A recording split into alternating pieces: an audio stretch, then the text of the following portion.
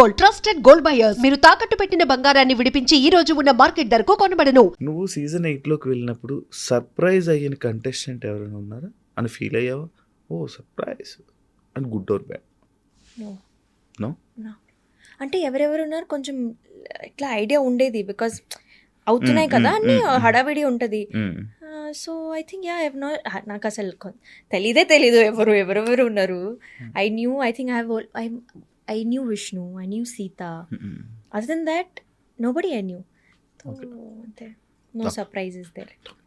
ఏదైనా ఒక టాస్క్ నీకు అన్ఫేర్ అనిపించిన టాస్క్ ఏదైనా జరిగిందా? బిగ్ బాస్ అమ్మో ఇదంతా బిగ్ బాస్. ఓ మెమరీ నో ఏమో ఒకటే ఉంటుంది, ఒక టేబుల్ ఎక్కి అది మూవ్ అవుతూ ఉంటుంది, బ్యాలెన్స్ చేయాలి బ్రిక్స్ని అక్కడ బ్లాక్స్ని. అది నాకు అన్ఫేర్ అనిపించింది because of the other team whole. నాకు ఆ రోజు పృథ్వీ మీద చాలా కోపం వచ్చింది.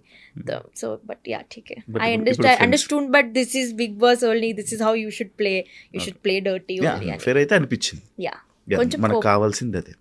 మీకు ఓకే ఇది వాళ్ళ థంబ్నెయిల్ పెట్టి ప్రీతి మీద కోపం వచ్చింది నేను Preethi sorry unfair. Yeah that's the answer. House లో ద మోస్ట్ ఎమోషనల్ సిచ్యువేషన్ ఏంటి నీకు? ఐ థింక్ 4th వీక్లో నేను అనుకున్నా నేను ఎలిమినేట్ అయిపోతానని. నేను అట్లా ఐ ప్రిపేర్డ్ మై మైండ్ కి this is over for you could not play well, నువ్వు ఏం చేయలేకపోయావు. అది అంటే నేను నన్నే నెగటివ్ చేసుకున్నాను ఆ పాయింట్లో. I was safe that week. కానీ నేను చెప్పి అండ్ బిగ్ బాస్లో దేర్ ఆర్ కెమెరాస్ 24/7. నేనే ఆడియన్స్కి చెప్తే నేను సరిగ్గా ఆడట్లేదు బ్రో అంటే వాళ్ళు కూడా ఎందుకు అంటారు నువ్వు ఆడట్లేదని.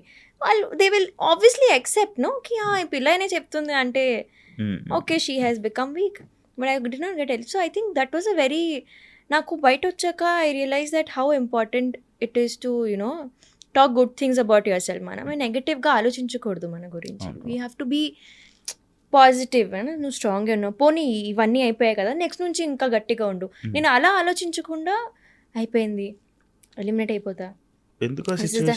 I don't know something everything got in to my mind and అంతా ఎక్కువ ఆలోచిస్తూ ఉంటావా? చాలా. నేను ఇక్కడ కూర్చున్నాను, నేను ఎక్కడో ఉంటాను. ఇప్పుడు ఇక్కడే ఉన్నావు కదా, ఇప్పుడు ఇక్కడే ఉన్నా. But then I over think a lot. So అది చాలా కష్టం కదా జర్నీకి. అదే నేర్చుకుంటున్నా కానీ కష్టం. Over thinking can never be normal అనుకుంటా. దానివల్ల ఇప్పుడు ఎక్కువ గొడవలు అవుతుంటాయి, ఫ్రెండ్స్ మధ్య గొడవలు అవుతుంటాయి, ఒకవేళ బాయ్ ఫ్రెండ్ ఉంటే బాయ్ ఫ్రెండ్తో గొడవలు అవుతుంటాయి, పేరెంట్స్ ఉంటే పేరెంట్స్ గొడవలు అవుతుంటాయి. అది అసలు మన ఒక పర్సన్ నుంచి విడదీయడానికి ఓవర్ థింకింగ్ చాలు అదే పెద్ద రెడ్ ఫ్లాగ్ కదా. ఆర్గ్యుమెంట్స్ని హౌస్లో ఆర్గ్యుమెంట్స్ని అండ్ ప్రెజర్ని ఎలా మేనేజ్ చేసేదాన్ని, అంటే ఎలా హ్యాండిల్ చేసేదాన్ని? నేను నార్మల్ ఇట్లా in my real life also నేను ఎలా ఉంటానంటే, నేను ఆ మనిషి ఆ సిచ్యువేషన్లో ఎలా రియాక్ట్ అవుతున్నాడు అనేది నేను అది ప్రాసెస్ చేసుకుంటాను. అంటే ఐ బీ ఇన్ దర్ షూస్కి, అయ్యో నేను ఆ సిచ్యువేషన్ ఉంటే నేను ఏం చేసేదాన్ని అలా ఉంటాను. సో ఐ థింక్ నేను అక్కడ పర్సనాలిటీస్తో ఫైట్ చేయడం కన్నా నేను వాళ్ళని అర్థం చేసుకునే పొజిషన్లో కూర్చున్నాను. అంటే అయ్యో అవును పాపం కోపం అయితే వస్తుంది కరెక్టే కదా, సో నేను అది చేశాను. So I think I use to think from their point of view. అచ్చా కరెక్ట్, కోపం వస్తుంది కదా, కరెక్టే కదా, వాళ్ళు కూడా సరిగ్గానే ఆడుతున్నారు కదా. ఒక పాయింట్లో నేను అలా అయిపోయా.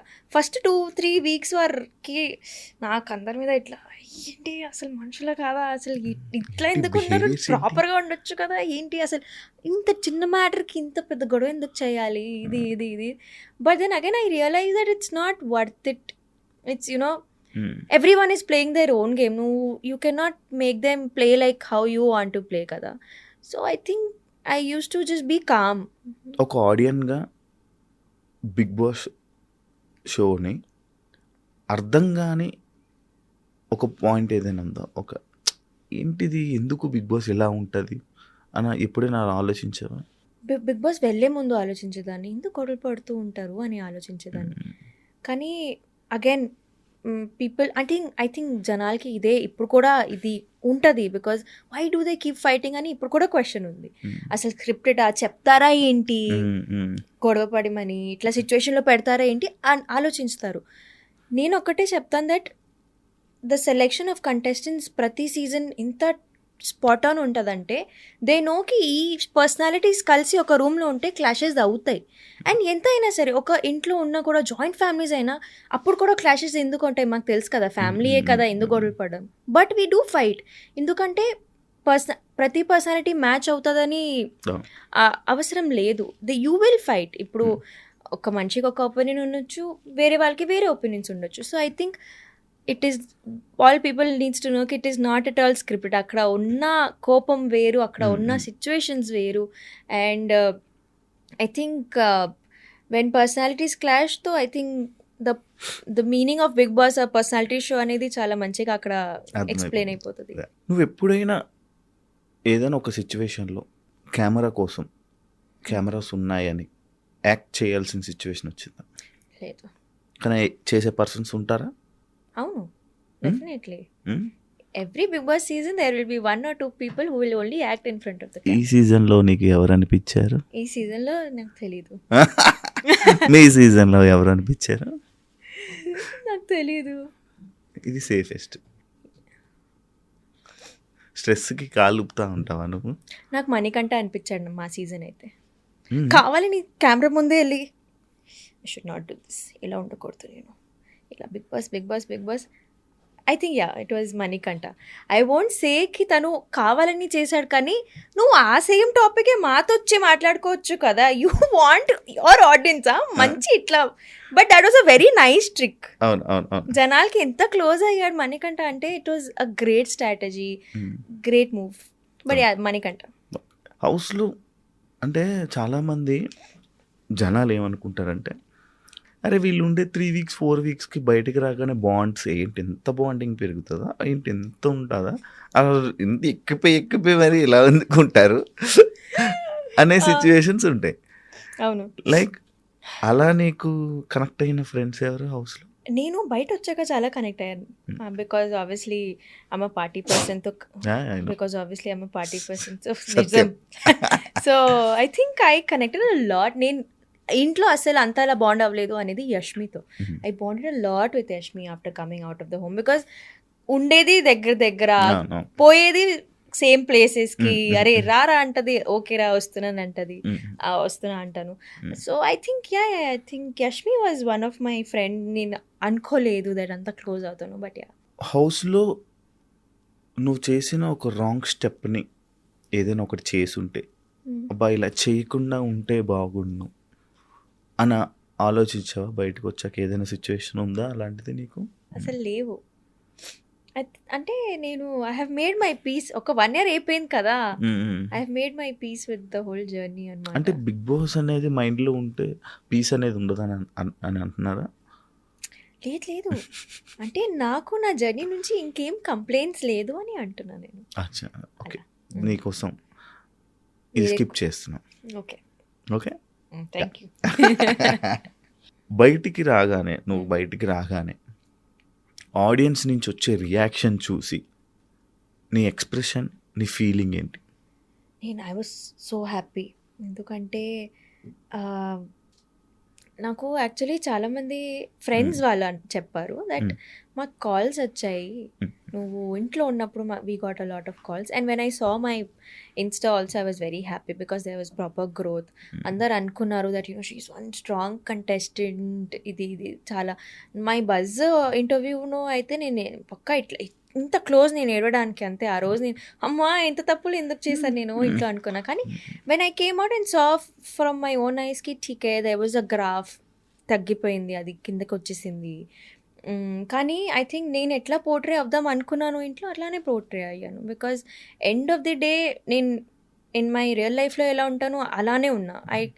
నేను అనుకున్నా దట్ కొంచెం ఇట్లా ఉంటాము, ఇలా అలా చేస్తాను, ఇలా నేను ప్రిటెండ్ చేసి ఉంటాను, కాంపిటీషన్ ఇంపార్టెంట్ కదా. కానీ అక్కడ అవ్వలేదు, నేను అందరితో మంచిగా జెలప్ అయిపోయాను. And so I think I was very happy. And నాకు వచ్చిన పబ్లిక్ కూడా చాలా పెరిగింది బికాజ్ ఫ్యామిలీ ఆడియన్స్ నాకు చాలా పెరిగిపోయారు. బికాజ్ యూనో ఫ్యామిలీ అందరు కూర్చొని బిగ్ బాస్ చూస్తారు కాబట్టి you know the whole age graph from 45 to 60 years or చిన్నపిల్లలందరూ యూనో అక్క మిమ్మల్ని బిగ్ బాస్లో చూసాము అందరు నాకు ఇట్లా యూనో మా people aged of my grandparents grandfathers అలా వచ్చి నన్ను ఇట్లా బ్లెస్ చేయడం అవన్నీ నాకు చాలా మంచిగా అనిపించింది. ఓకే, అంటే నీకు ఇన్స్టాలో ఫాలోవర్స్ పెరిగితే చాలా హ్యాపీగా ఫీల్ అవుతావు అనమాట. Because end of the day నాకు సోషల్ మీడియా కూడా ఫుడ్ పెడుతుంది కదా, so follower growth is very nice for me. ఎంత సంపాదిస్తావు ఇన్స్టాగ్రామ్ సోషల్ మీడియా? మీరు లాస్ట్ టైం కూడా ఇది చెప్పారు, నాకు సరిపోయినంత నేను సంపాదించుకుంటాను.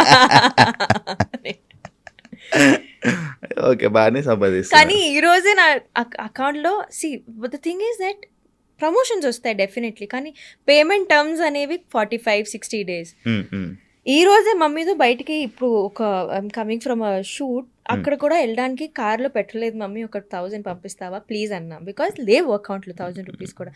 Some times it's very like that also, ఎందుకంటే అడ్జస్ట్ అవుతూ ఉండాలి. ఫైనాన్షియల్ స్టేబిలిటీ ఉంది అంటే నేను చెప్పను, అస్సలు లేదు. ఐ డోంట్ హ్యావ్ బికాజ్ ఉంటే maybe I could have bought my own home also ఇప్పటి వరకు. కానీ 1 year నుంచి I'm trying but I'm not able to get